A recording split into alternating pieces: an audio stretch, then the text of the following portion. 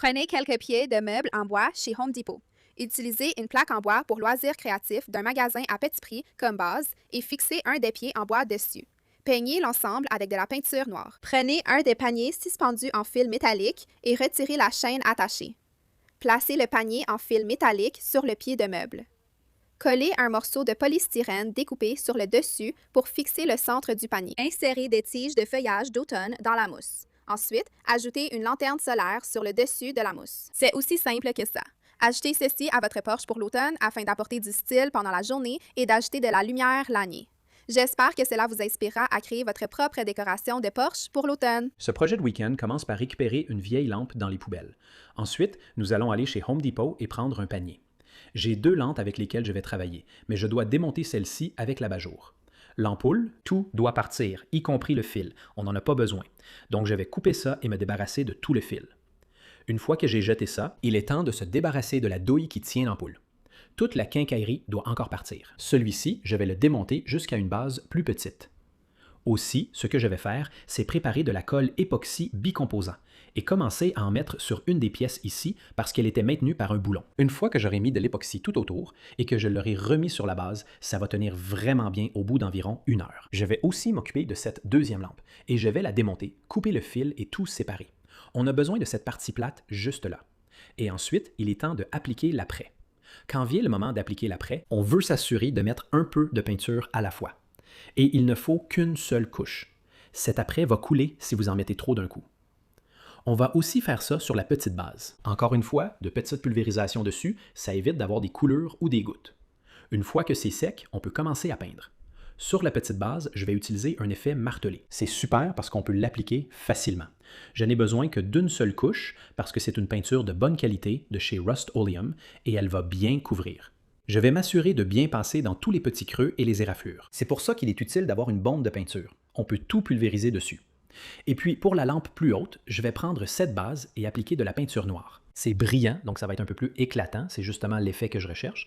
Une fois que j'aurai tout recouvert, et peut-être même une deuxième couche, je vais revenir à l'époxy, le mélanger, et je vais le poser sur cette base plate juste là. Une fois que tout est recouvert, je vais poser mon pot de fleurs juste au-dessus parce qu'il a une partie plate. Maintenant, pour le plus petit, j'ai mis un peu d'époxy autour et j'ai ajouté une rondelle parce que la base n'était pas assez grande. Une fois que la rondelle est bien en place, je vais remettre un peu d'époxy par-dessus et encore une fois poser le pot de fleurs. Une fois que ça a pris, d'environ une demi-heure, il est temps d'ajouter du terreau dans les 2 pots. Une fois que j'ai mis tout le terreau, il reste à choisir la fleur. Mais cette fois, j'ai choisi des plantes grimpantes parce que je veux qu'elles poussent et commencent à retomber et à s'accrocher à mon projet ici. Une fois que j'ai tout planté et mis en place, regardez comme le résultat est réussi. C'est vraiment magnifique. J'aime les 2 couleurs différentes, avec une composition plus haute et l'autre plus basse, et ça rend super bien. Et à mesure que ces plantes grimpantes vont pousser, ça va être superbe. Vous allez vouloir aller chez Home Depot pour acheter une grande cage à tomates et chez Dollar Tree pour 3 paniers à plantes en fil de fer quand vous verrez à quel point cette astuce d'été est géniale. Maintenant, je prépare les 3 paniers en fil de fer pour qu'ils s'adaptent à l'intérieur de la cage à tomates, au fond et sur les 2 anneaux supérieurs. Les fils tout en haut de la cage à tomates peuvent être coupés. Cependant, je veux quelque chose d'un peu plus décoratif.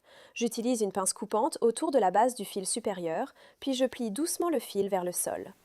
Maintenant, je déplace le fil plié vers la gauche, je le glisse dans la section suivante de la cage, puis je rentre l'extrémité pour qu'elle reste en place. Pour obtenir tout de suite un aspect bien fourni, j'utilise 3 paniers de fleurs suspendus et j'enlève leurs crochets.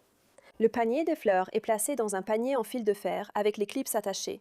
Ensuite, je les positionne tous les 2 sur un tabouret haut et mince. J'utilise un pot de fleurs pour surélever le panier de fleurs afin qu'il atteigne le 3e anneau. Puis j'attache le panier en fil de fer à la cage avec les clips. Ensuite, je prends la cage à tomates et je la place délicatement par-dessus le panier de fleurs du bas en la faisant tourner doucement pour ne pas abîmer les fleurs. Je place un panier en fil de fer dans la partie supérieure de la cage à tomates, puis j'utilise des colliers de serrage pour les attacher ensemble. Maintenant, je place des fleurs dans le panier tout en haut pour compléter l'ensemble, ce qui donne un magnifique présentoir à fleurs à 3 niveaux qui semble déjà bien garni. Cela apporte beaucoup de hauteur et une touche de couleur fabuleuse. J'adore la façon dont la cage à tomates noire et les paniers à fleurs mettent en valeur le rouge vif et le vert, créant ainsi une présentation vraiment accrocheuse. Même si ce présentoir à fleurs semble parfaitement à sa place à côté de mon abri de jardin, j'adore le fait que vous puissiez l'exposer où vous le souhaitez. Vous ne devinerez jamais ce que vous pouvez l'ai créé à partir d'une vieille lampe et d'un abat-jour en verre trouvé dans un magasin d'occasion. D'abord, je vais retirer l'abat-jour. Ensuite, je vais enlever le cordon, puisque je n'en aurai pas besoin, ainsi que tous les éléments électriques. Une fois tout cela enlevé, il ne me reste que le joli pied de la lampe, qui est orné et assez haut. Il est temps de peindre la lampe maintenant. Et j'ai choisi une magnifique couleur vert mousse qui, je pense, sera superbe une fois terminée. Je veux m'assurer de peindre tous les détails et même sous les rebords pour que l'or d'origine ne soit plus du tout visible. La dernière chose que je veux faire sur le pied de la lampe, c'est d'appliquer une couche de vernis transparent à base d'eau. Cela va aider à protéger la peinture une fois que la lampe sera à l'extérieur quand j'aurai terminé. Voici l'abat-jour en verre que j'ai trouvé dans le magasin d'occasion et je l'ai déjà bien nettoyé avec du savon et de l'eau. Je veux l'attacher au pied de la lampe, donc je vais utiliser de la colle contact pour cela. Maintenant, je peux les coller ensemble et les aligner exactement comme je le souhaite. Avec le dessus de la lampe fixé à l'abat-jour en verre, il est temps de le placer sur le reste du pied de la lampe. Je veux maintenant remplir complètement l'abat-jour en verre de terre. Mon nouveau pot est prêt à accueillir des plantes. J'ai ces succulentes qui ont vraiment besoin d'être rempotées, et ce sera parfait pour elles. Je vais simplement séparer les plantes et les mettre dans la terre. J'adore absolument le résultat de ce pot et le fait d'avoir pu le fabriquer à partir d'une vieille lampe dépareillée et d'un abat-jour dont personne ne voulait. Vous vous êtes déjà demandé ce que vous pouvez faire avec une vieille lampe usée? Eh bien, allez dans votre magasin discount du coin et prenez une lampe solaire de votre choix. Ensuite, quand vous rentrez, il est temps de commencer à travailler. Prenez votre lampe et allez-y, retirez l'abat-jour ainsi que l'armature qui l'accompagne. Ensuite, nous allons retirer la partie de la lampe dont nous n'avons plus besoin et vous allez dévisser l'écrou qui s'y trouve. Cela va desserrer toute votre lampe, mais ce que nous voulons faire, c'est retirer la douille en métal où l'ampoule est installée. Alors retirez-la et utilisez une bonne pince coupante pour couper les fils qui y sont connectés. Vous pourrez retirer la douille par le haut, puis vous voudrez retirer le cordon par le bas de votre lampe. Nous voulons nous débarrasser de la prise et du cordon. Une fois que vous avez fait cela, allez-y et resserrez simplement le tout pour que votre lampe soit de nouveau dans son état d'origine et vous serez prête à continuer.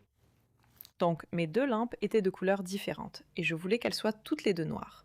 Donc, si vous voulez que vos lampes soient uniformes, étalez un morceau de carton, du papier, des sacs en papier, et j'ai appliqué 2 belles couches de noir mat. Une fois que c'est sec, vous pouvez installer vos lampes sur une table, prendre de la colle de bonne qualité et mettre un filet de colle tout autour du dessus. Ensuite, vous allez poser vos lampes solaires dessus. Appuyez fermement dessus, puis laissez-les sécher pendant quelques heures. Ensuite, quand la nuit tombe, vous serez prête à placer vos lampes dans le jardin. J'en ai mis une sur notre petite table de terrasse. Ces lampes brillaient vraiment fort. J'ai été très impressionnée par leur luminosité, surtout en pensant que je n'ai payé que 5 pour chacune d'elles. Je voulais créer quelque chose qui serait unique et beau dans mon jardin pendant la journée, mais qui aurait aussi un super effet la nuit. Alors, je suis vite allée chez Home Depot et j'ai acheté de belles fleurs ainsi que 2 de ces paniers suspendus différents. J'ai retiré la chaîne des 2 paniers et j'ai aussi enlevé la doublure de l'un des paniers. De cette façon, j'ai pu poser un panier sur l'autre et créer une jolie sphère. Une fois que j'ai su que tout était bien prévu, j'ai tout ouvert et j'ai placé mes fleurs à l'intérieur. Je l'ai refermé avec le cadre supérieur au-dessus, j'ai aligné les trous et ajouté des colliers de serrage pour bien tout maintenir ensemble. Ma prochaine étape était d'ajouter les lumières.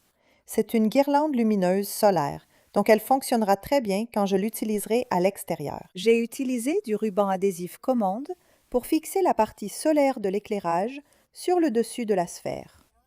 Maintenant, j'étais prête à enrouler mes lumières tout autour du projet. Une fois que tout était enroulé et prêt, j'ai pu simplement le laisser au soleil pendant quelques heures pour qu'il se recharge, puis les allumer et admirer comme elles sont belles.